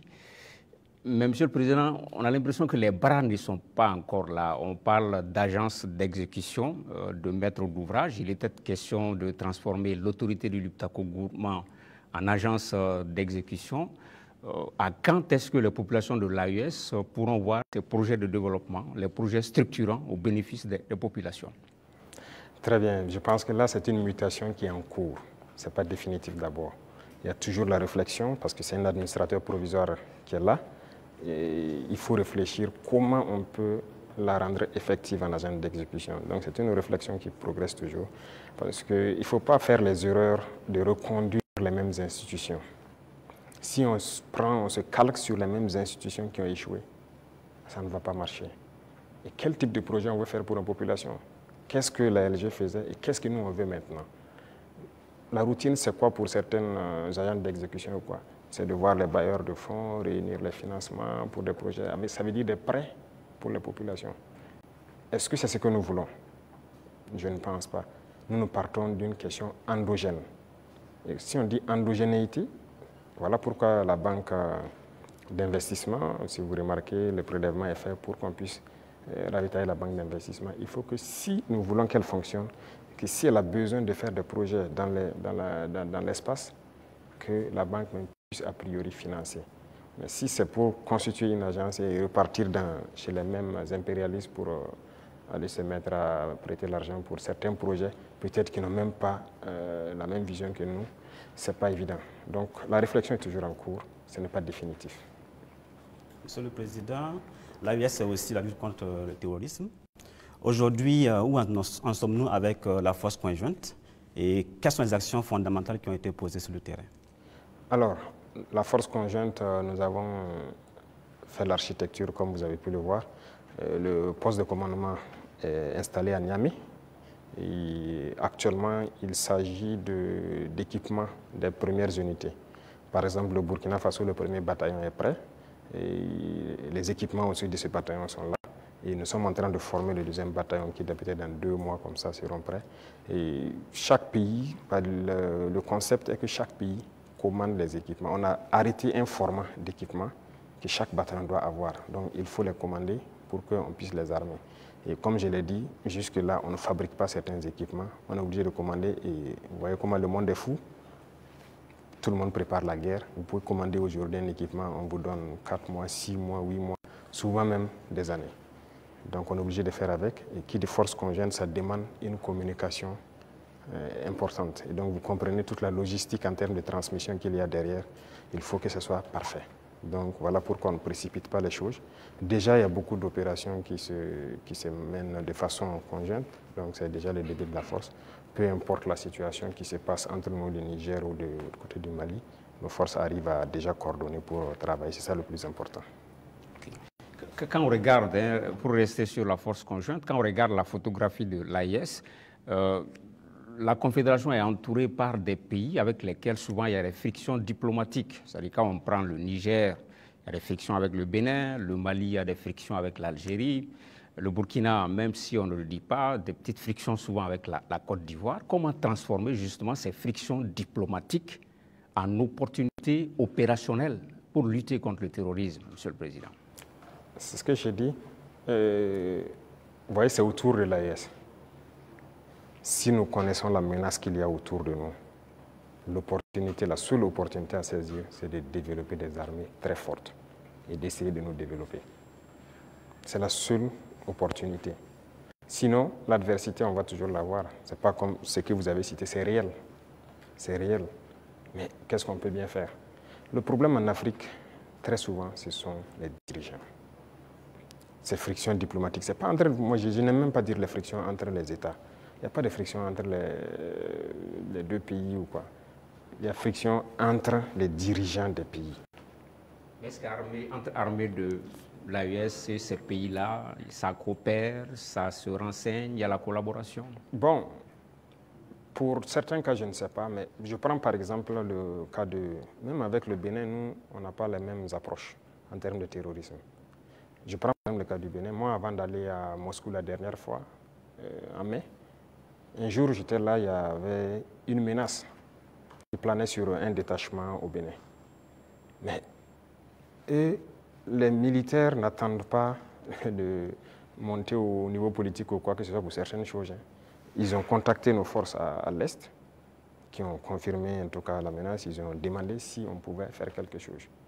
Moi, j'étais encore là, c'était un samedi, je me souviens. J'ai ordonné à nos appareils d'aller survoler et voir ce qui se passe, parce qu'ils ont intercepté les communications de regroupement. Effectivement, les drones sont arrivés à la frontière, ils ont vu que les terroristes se regroupaient pas loin de leur base. On a frappé et on a avorté l'attaque. Ce n'est pas une fois, ce n'est pas 2 fois. Vous voyez, les forces coopèrent. C'est ça l'esprit militaire.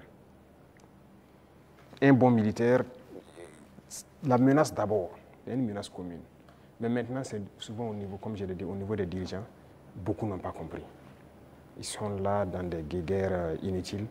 Mais le plus important, la menace est commune. Si quelqu'un croit qu'il peut se soustraire de la menace, il se trompe. Donc on coopère. Les militaires coopèrent. Vous avez dû voir, par exemple, nous et les dirigeants ivoiriens, il ne faut pas se mentir, ça ne va pas. Mais vous avez dû voir nos militaires, très souvent même, qui se retrouvent, qui s'assoient ensemble à la frontière, qui causent. Voilà, ça fait partie. C'est l'occasion de parler des 6 éléments du DARA. Où est-ce qu'on en est? On a entendu les autorités lors d'une conférence de presse, ils en ont parlé. Au niveau du Burkina Faso, comment est-ce que ça se passe? Qu'est-ce qu'ils ont dit? Ils ont franchi la frontière, ils ont été interpellés. Ils sont là. D'accord. Chaque fois que quelqu'un franchit la frontière, il rentre, mène des actions. Que si ce sont des civils, généralement, c'est qui rentrent, qui posent des questions, qui font des enquêtes. Ça, c'est de l'espionnage, en fait. Donc, c'est logique qu'on les arrête et qu'on les entende. C'est comme avant ça, il y avait des gendarmes qui avaient franchi en armes. C'est arrivé 2 fois, il y avait 6 et 2 entre-temps. On les avait arrêtés, on les avait amenés jusqu'à Ouagadougou avec les armes, on les a auditionnés. Mais un jour, le ministre de la Défense m'a dit que son homologue l'a appelé et plaidé si on peut les libérer. J'ai vu les services de renseignement et j'ai dit, bon, écoutez, s'ils ne sont pas rentrés avec une mauvaise intention et tout, fraternité d'armes et tout ça, il faut les libérer. Le même jour, ils ont été libérés. Et nous aussi, nous espérions que les Ivoiriens, il y a des civils burkinabés en prison, qu'ils les libèrent. Malheureusement, c'est 2 ou 3 jours après, on apprend le décès de notre frère en prison. Et les autres qui sont en prison sont toujours en prison. Et même ce sont des civils, des commerçants.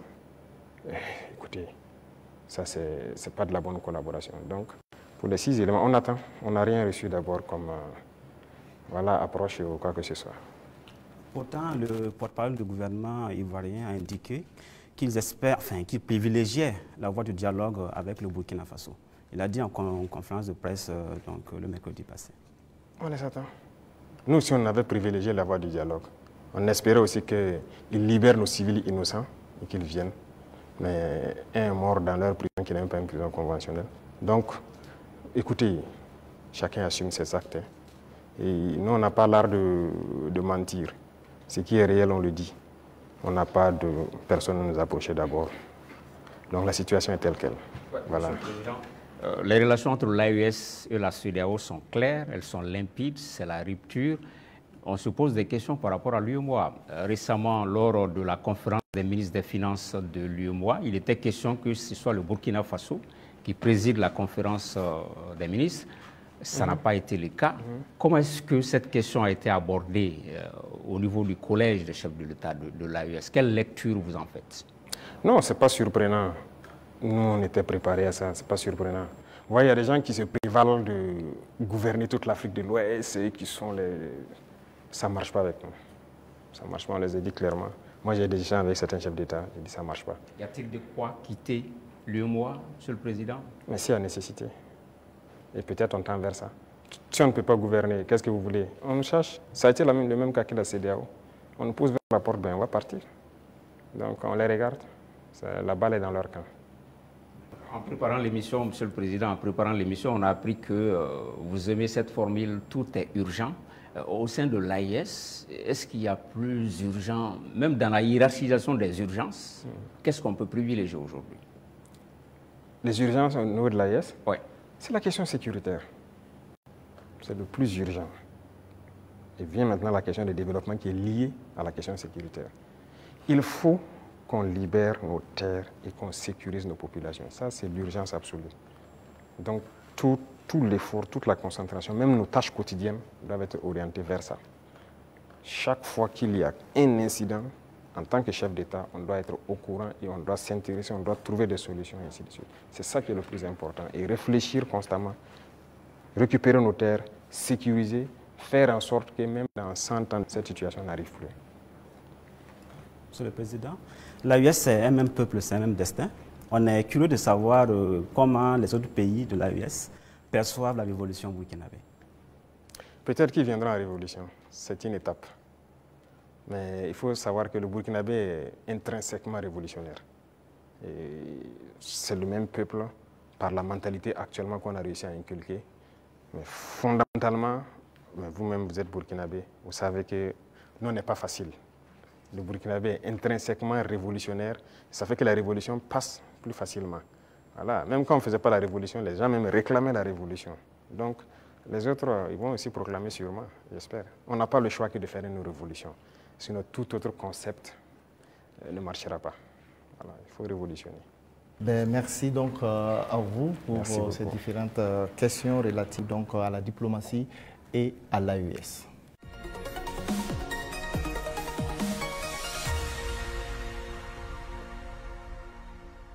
Monsieur le Président, nous nous acheminons vers la fin donc, de cet entretien. La 5e et dernière rubrique concerne la géopolitique régionale et internationale. Les questions irrélatives donc, sont portées par Dieudonné Zungrana de Aujourd'hui au Faso et Jules Domsé donc, de Vox Africa. Vous avez pour cette rubrique 15 minutes également. Alors, Excellence, si vous permettez, on va rester toujours en Côte d'Ivoire. Les relations avec ce pays sont exécrables. Et avec le langage direct et franc du soldat et du révolutionnaire que vous êtes, vous avez eu à dire que les raisons de cette colère, vous n'êtes pas contre le peuple ivoirien, mais contre les dirigeants qui donnent le gîte et le couvert aux déstabilisateurs du Burkina Faso. Alors, à quand et dans quelles conditions peut-on avoir un dégel et un échange d'ambassadeurs entre les deux pays? Ça dépend de... De toute façon, ce n'est pas nous qui avons commencé cette situation. Moi, je me souviens au tout début, même le jour du 30 septembre, est-ce que l'une des premières personnes qui m'a appelé, ce n'était pas le président Alassane Ouattara. Et après, son petit frère est venu par 2 fois nous voir et tout ça. C'est vrai, on peut dire que les relations étaient bonnes, mais il a voulu qu'on suive une certaine direction. Mais comme vous avez dit, en tant que révolutionnaire, nous savons que nous ne sommes pas là pour ça. Nous étions là pour la révolution. Et la révolution, c'est une rupture. On ne peut pas suivre une certaine politique. Et donc, petit à petit, les relations ont commencé à ne pas aller. Et comme vous l'avez constaté, tous ceux qui ont voulu peut-être certains privilèges ou quoi que ce soit n'ont pas eu, se sont mis à se mettre contre nous, se sont déployés là-bas, sont entretenus, sécurisés et tout. On sait de quoi on parle, parce qu'ils savent aussi de quoi on parle, pour agir contre nous.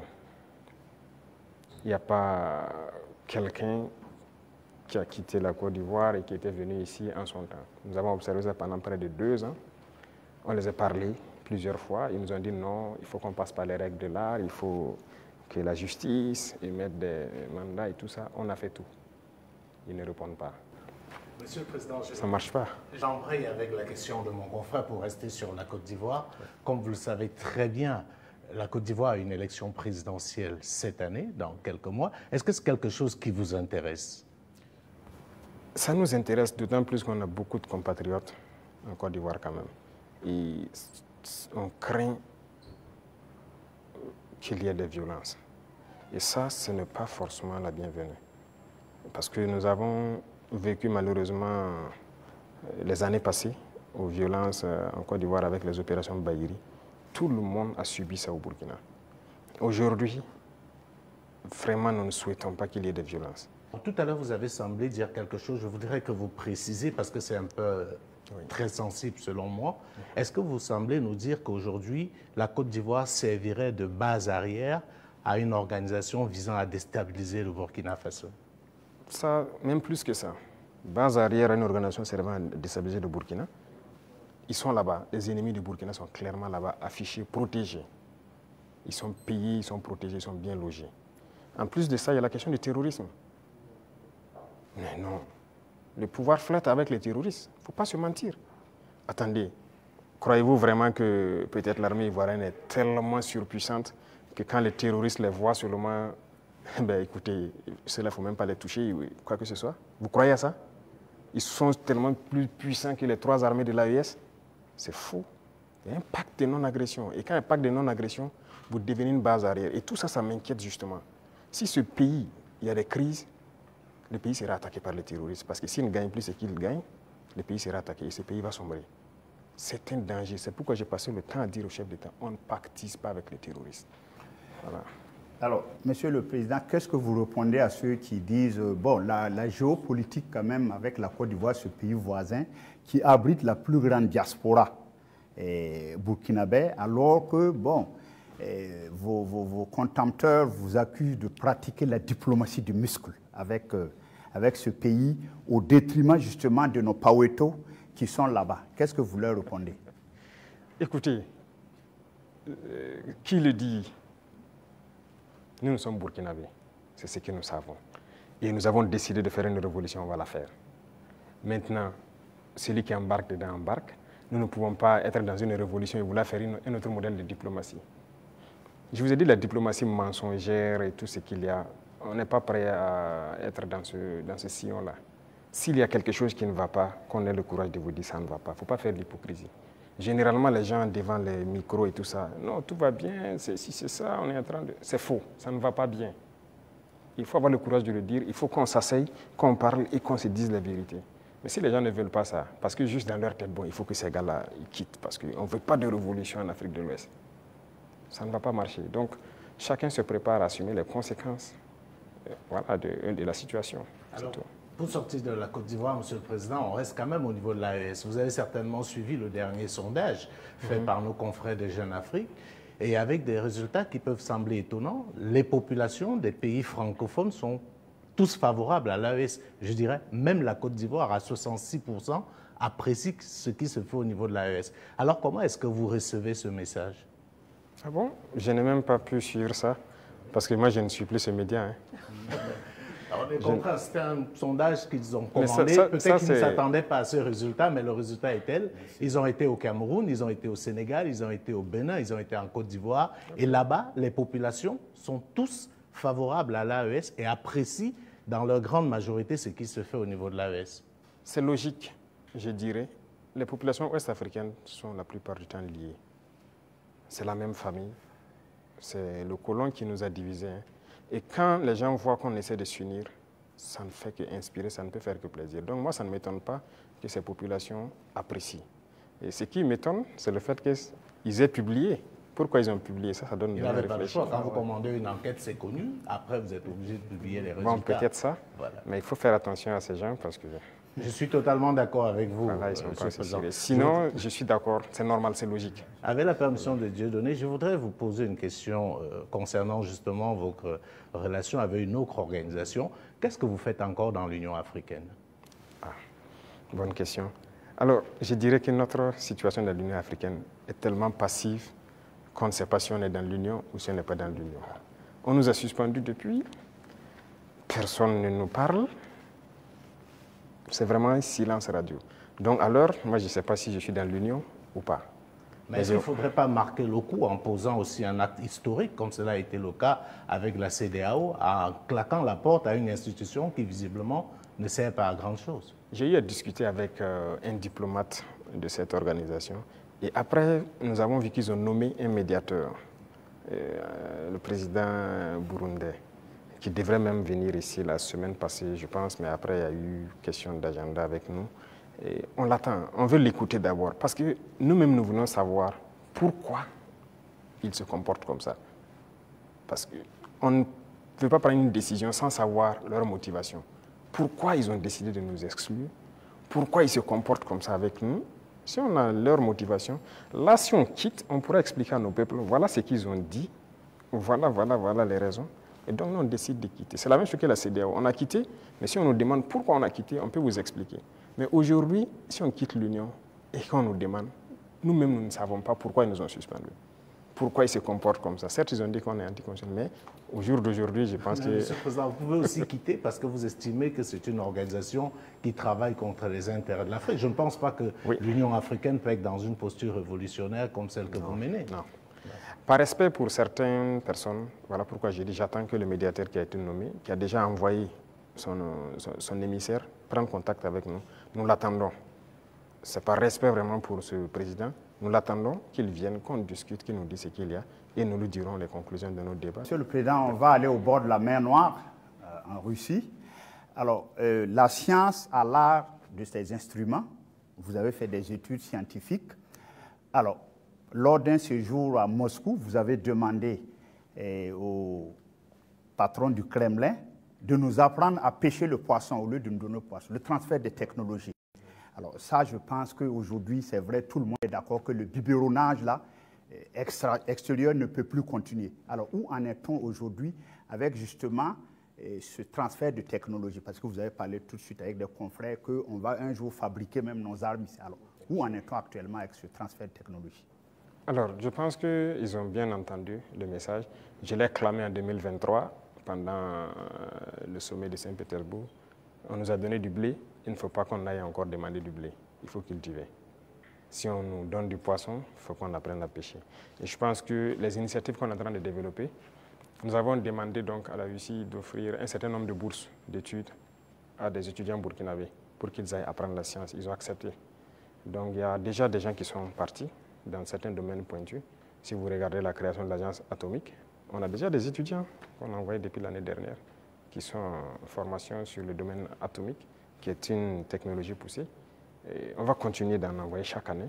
Donc il y a plusieurs autres domaines où nous avons demandé des formations. Ce n'est pas la Russie seulement. Même à la Chine, on a demandé des formations particulières et envoyé des étudiants. En Iran aussi, pareil, on est en train de taper en tout cas tous ceux qui ont pu développer des technologies pour envoyer des étudiants formés. Alors géopolitiquement, bon, le capitaine président Ibrahim Traoré aujourd'hui a mis le Burkina sur orbite, comme à l'époque Sanka. Qu'est-ce que ça vous fait aujourd'hui? Bon, un pays comme le Burkina, bon, certains disent un petit capitaine. Qu'est-ce que ça vous fait géopolitiquement aujourd'hui d'être au pinacle? Écoutez, est-ce que vous avez toujours la tête sur les épaules? On a forcément la tête sur les épaules. C'est une charge. De voir, c'est une mission globale qui nous a été confiée. De voir que tout le monde entier s'intéresse au Burkina, je ne dirais pas une pression, mais c'est une charge. Et c'est une responsabilité. Et on doit de l'assumer avec toute la concentration nécessaire. On n'a pas le droit de faillir. Qu'on le veuille ou pas, nous allons aller dans le sens des peuples. Parce que c'est eux qui ont fait valoir cela. Donc, on l'a vu, le Burkina est vraiment en orbite, comme vous le dites. Et nous travaillons à maintenir le Burkina dans cette posture, à être le pays des hommes intègres, à être le pays modèle, à être le pays qui va quitter cette situation de sous-développement, être dans quelques années un pays très développé, faire un miracle, parce que c'est ce à quoi les gens aspirent. Et aussi pouvoir donner notre part de voix et de tout ce qu'il y a, voilà, pour le bonheur du monde, si je peux dire. Depuis que vous êtes chef d'État, vous voyagez très peu. Oui. Le seul pays en Afrique où vous êtes allé, c'est probablement la Russie, si je ne m'abuse. Et on a vu vos homologues africains aux États-Unis, avec une sorte de photo de classe, avec le président Trump. Et je vous donne un commentaire d'un ami à moi qui me disait « Le capitaine Traoré n'aurait jamais accepté ça ». Est-ce que c'est vrai? Écoutez, moi je voyage peu, comme vous l'avez dit. Et je suis parti en Russie 2 fois, mais pour des objectifs bien précis. Il se peut que j'aille vers d'autres partenaires pour des objectifs bien précis. À part ça, je ne compte pas aller faire le tour du monde comme les autres le font. Parce que pour moi, il faut rester concentré, travailler pour son pays. Le président Trump lui-même, il a dit « America first ». C'est l'Amérique d'abord, il travaille pour les intérêts des Américains. Et donc moi, je travaille pour les intérêts des Burkinabés. Si je n'ai pas d'intérêt là-bas, qu'est-ce que je vais aller faire? Alors, l'un des grands sujets géopolitiques actuels, c'est bien sûr le conflit israélo-palestinien. On voit des États prendre de plus en plus position. On a vu des États occidentaux, européens, pour ne pas les nommer, dire qu'ils vont reconnaître, et c'est un signe fort, l'État palestinien. Mais comme d'habitude, l'Afrique est quasiment silencieuse. Elle est dans la position attentiste. Est-ce que vous, du Burkina, vous pouvez donner une position qui permet de comprendre un peu ce que pense l'Afrique par rapport à ce qu'on est en train de vivre aujourd'hui dans la bande de Gaza? Je ne peux pas vous donner une position qui permet de voir ce que pense l'Afrique. Certains Africains ou certains dirigeants africains. Parce que beaucoup de dirigeants africains ont une autre manière de voir les choses. C'est le malheur de l'Afrique, si je peux le dire, on n'est pas unis. On ne voit pas de la même manière. Certains ont peur, certains on les met liés, certains sont là pour les intérêts d'autres personnes. Écoutez, l'Occident a amené des gens qui ont grandi chez eux, tout faire chez eux, venir les mettre chefs d'État en Afrique. Hein. Donc c'est eux qui contrôlent tout ça. Et donc l'Afrique ne peut pas avoir une opinion. Mais je sais qu'au fond de tout un chacun, personne n'aimerait voir ce qui se passe là-bas, se passer chez lui. Mais malheureusement, sur le continent africain, il y a une situation pareille. Au Congo, qu'est-ce qu'on fait même pour le Congo? En République démocratique du Congo. Ça fait combien de millions de morts? Depuis combien de temps? Nous-mêmes, nous sommes en guerre. Est-ce que vous avez vu des pays africains même porter la voix pour le Burkina depuis les 10 années passées? C'est rare. C'est rare. Donc, l'Africain a ce problème-là. Pendant que quand vous voyez en Europe, ils ont un problème. Tout le monde est uni, les gens arrivent à rapidement trouver des solutions. Les États-Unis, c'est pareil. Mais l'Afrique a ce problème. Vous voyez, ça fait 10 ans que nous on se bat. Vous n'avez pas entendu quelqu'un porter la voix du Burkina au niveau des institutions internationales, et quoi que ce soit, ni le Mali, ni le Niger. Nos populations meurent, ce n'est pas leur problème. Congo, ça meurt, ce n'est pas notre problème. La dernière fois, j'ai essayé dans une de mes paroles d'essayer de parler pour que... Ça fait combien de millions de morts? Le Soudan, regardez comment il se déchire. Il y a beaucoup de conflits sur notre sol déjà et on n'arrive même pas à porter la voix. Donc, comment on va aller porter la voix des autres? Donc, il faut que nous, Africains, on se réveille. Est-ce que le Burkina peut reconnaître un État palestinien? Est-ce que le Burkina est prêt à reconnaître l'État palestinien? Pourquoi pas? C'est un État. C'est un État. Pourquoi on ne va pas reconnaître un État palestinien? Non, ce qui se passe, c'est très grave. Je pense que l'État palestinien existe et doit exister. Sinon, cette guerre ne finira jamais. Là où nous partons, ça ne finira jamais. Pendant que vous croyez que ça va finir, ça reprend de plus belle. Et on va continuer comme ça. Mais je pense aussi qu'il y a beaucoup de parts de responsabilité des pays autour là-bas, parce que c'est leur région et les gens doivent pouvoir donner la voix pour trouver une solution à ce conflit. Voilà. Et quant à nous, on continue de se battre ici. L'État burkinabé qui doit demeurer, c'est ça qui est le plus important. Et on se bat pour notre État burkinabé. Voilà, Monsieur le Président, nous sommes donc au terme de ces 90 minutes face à la presse. Merci pour votre disponibilité et merci pour cette belle opportunité offerte à la presse nationale et internationale. Mais avant de nous séparer, Monsieur le Président, est-ce que vous avez un message particulier à l'endroit du peuple burkinabé à l'orée du 3e anniversaire de votre accession à la magistrature suprême?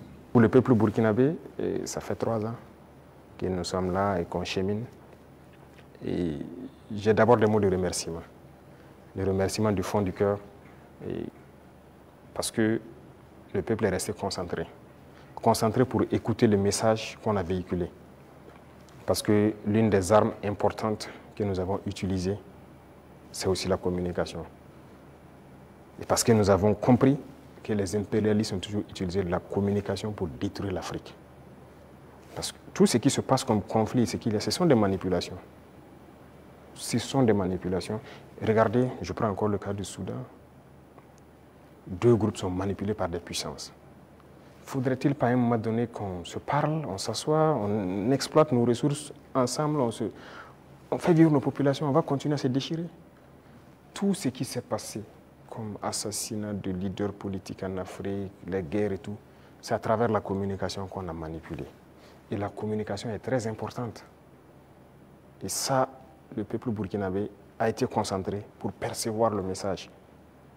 Et nous continuerons de communiquer pour les faire comprendre ce que nous faisons et vers où nous partons. Ça, c'est le plus important. Deuxième chose, je remercie Dieu aussi, qui a permis à ce que nous puissions, en tout cas malgré la guerre, poser des actes et communiquer sur ces actes pour que le peuple comprenne qu'un lendemain meilleur est possible.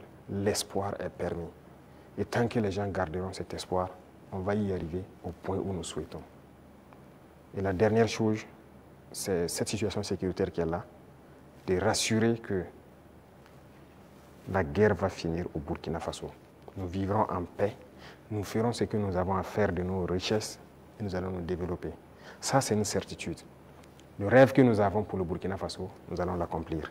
Nous continuerons les derniers bastions importants du terrorisme, nous allons continuer à les conquérir, comme ce qu'on a pu faire en 2025 avec cette grande vallée qui était un gros réservoir économique pour les terroristes que nous avons récupéré. Il y a plusieurs autres endroits où l'orpaillage terroriste continue et tout, pour les ravitailler. Nous allons récupérer toutes ces zones et l'espoir est permis.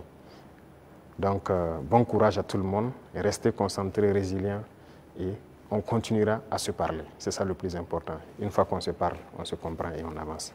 Merci. Merci, Monsieur le Président. Ça sera donc le mot de fin. Merci, chers confrères, pour vos différentes questions donc adressées au président du Faso, le capitaine Ibrahim Traoré. Merci à vous, chers téléspectateurs, d'avoir suivi cet entretien avec grand intérêt. Restez donc en compagnie de nos programmes. Merci.